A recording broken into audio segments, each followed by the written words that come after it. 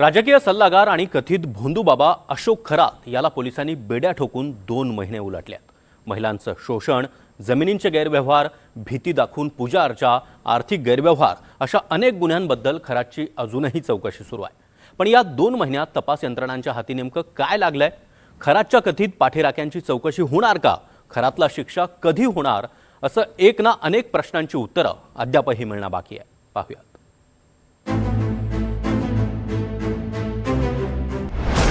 अशोक खरातच्या अटकेला 2 महिने पूर्ण। एसआयटीची चौकशी, ईडीचे छापे, 1500 पानांचं आरोपपत्र, चाकणकर बहिणींची चौकशी, पण खरातची पत्नी अजूनही फरार। मोठ्या मोठ्या पूजा, भव्य धार्मिक सोहळे आणि स्वतःभोवती निर्माण केलेलं तथाकथित आध्यात्मिक वलय म्हणजे अशोक खरात। पण या वलयामागचा खरा चेहरा समोर आला आणि महाराष्ट्र हादरला।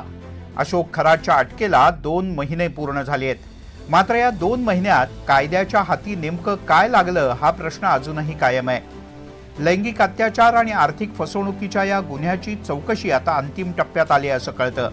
बड्या राजकीय नेत्यांसोबतचे फोटो, हाय प्रोफाईल लोकांशी असलेले जवळचे संबंध आणि ओकस प्रॉपर्टीजसह आलिशान फार्म हाऊस, एका भोंदू बाबाकडचं हे साम्राज्य आलं तरी कुठून, हा सर्वात मोठा प्रश्न आहे। या संपूर्ण हाय प्रोफाईल प्रकरणात पहिली अटक झाली ती शिवनिका संस्थेचे विश्वस्त नामकरण आवारे यांची। तब्बल 32 बनावट बँक खात्यांशी संबंधित असल्याच्या संशयावरून सिन्नर पोलिसांनी त्यांना बेड्या ठोकल्या। मात्र याच दरम्यान या प्रकरणाला एक गूढ वळण मिळालं। संस्थेचे उपाध्यक्ष जितेंद्र शेळके यांचा संभाजीनगर शिर्डी हायवेवर संशयास्पदरित्या अपघाती मृत्यू झाला। आता एसआयटी आणि ईडी या दोन्ही यंत्रणा या प्रकरणात सखोल जाऊन तपास करतायत। मात्र धक्कादायक बाब म्हणजे जमीन गैरव्यवहार प्रकरणातील मुख्य आरोपी आणि खरातची पत्नी कल्पना खरात अजूनही पोलिसांना गुंगारा देण्यात यशस्वी ठरले। 17 मार्च ते 17 मे आज 2 महिने पूर्ण होत आहेत अशोक खरातच्या प्रकरणाला। अशोक खरातला अटक झाली, अशोक खरातवर अनेक गुन्हे दाखल झाले, त्याच्यामध्ये पीडिता आल्या, एसआयटी स्थापन झाली।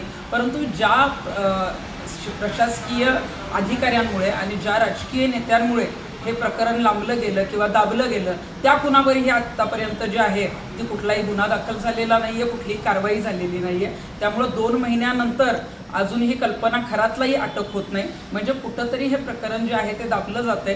खरातला पूर्णपणे दोषी ठरवायचं, त्याच्यावर सगळं जे आहे ते घालायचं, तो दोषी आहेच, परंतु इतरांना मात्र वाचवण्याचा प्रयत्न चाललेला आहे आणि प्रकरण दाबण्याची पूर्णपणे दाट शक्यता वाटते। या प्रकरणाचे राजकीय पडसाद इतके उमटले की खरातशी असलेल्या कथित संबंधांमुळे रुपाली चाकणकर यांना महाराष्ट्र महिला आयोगाच्या अध्यक्षपदाचा राजीनामा द्यावा लागला। इतकंच नाही तर त्यांची आधी एसआयटी कडून आणि नंतर ईडी कडून चौकशी सुद्धा झाली। रुपाली चाकणकर यांची बहीण प्रतिभा चाकणकर यांचीही चौकशी करण्यात आली। ईडीनं खरातच्या शेकडो एकर जमीन व्यवहारांची कुंडली बाहेर काढली।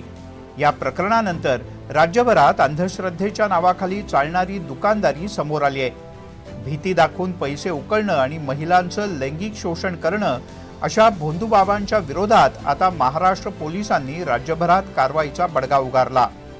भोंदू अशोक खरात याच्यावर पहिला गुन्हा दाखल व्हायला आज बरोबर 2 महिने झालेले आहेत आणि या 2 महिन्यामध्ये महाराष्ट्रामध्ये एकूण 35 भोंदूबाबांच्या विरोधात गुन्हे दाखल झालेले आहेत। महाराष्ट्रामध्ये एवढ्या मोठ्या प्रमाणात भोंदूबाबा असणं हे महाराष्ट्राच्या पुरोगामित्वावर प्रश्नचिन्ह निर्माण करणार आहे आणि हे जे गुन्हे दाखल झालेले आहेत ते ग्रामीण भागासोबत शहरी भागात सुद्धा दाखल झालेले आहेत। विशेषतः महिलांच्या शोषणाचे प्रमाण यामध्ये अधिक असल्याचं आपल्याला दिसून येत आहे। खरंच प्रकरणानंतर महिलांमध्ये लढण्याची हिंमत तयार झालेली आहे, त्यांना न्यायाची अपेक्षा निर्माण झालेली आहे, त्यामुळे महिला अधिक प्रमाणात पुढे येऊन त्यांनी गुन्हे दाखल केलेले आहेत। एसआयटीनं 1,500 पानांचं आरोपपत्र दाखल केलंय तर ईडीनं छापे घातलेत, तरीही या प्रकरणात अनेक प्रश्न अनुत्तरित आहेत।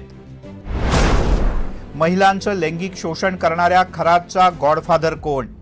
जमीन घोटाळ्यात आणि आर्थिक गैरव्यवहारांमध्ये खरात सोबत आणखीन कोणाकोणाचा सहभाग आहे? कल्पना खरातचा शोध पोलिसांना का लागत नाही? हजारो कोटींचे व्यवहार आतापर्यंत का आणि कसे दडपले गेले? खरातला गुरु मानणाऱ्या बड्या राजकीय नेत्यांची चौकशी कधी होणार?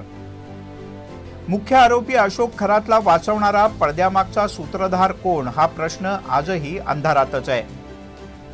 भोंदू अशोक खरातच्या प्रकरणाने महाराष्ट्रातील अनेक राजकीय व सामाजिक नेत्यांची झोप उडवली आहे. सध्याची तपासाची गती बघता भोंदू अशोक खरात याला शिक्षा व्हायला किती वेळ लागेल हा देखील प्रश्न आहे. तर दुसरीकडे ज्या पोलिसांना निदा खान सापडते त्यांना अद्याप 50 दिवसांपासून फरार असलेली कल्पना खरात का सापडत नाही हाही सवाल आता उपस्थित केला जातोय. व्हिडिओ जर्नलिस्ट विक्की पवार समीर राहुल वाघ, NDTV मराठी, नाशिक.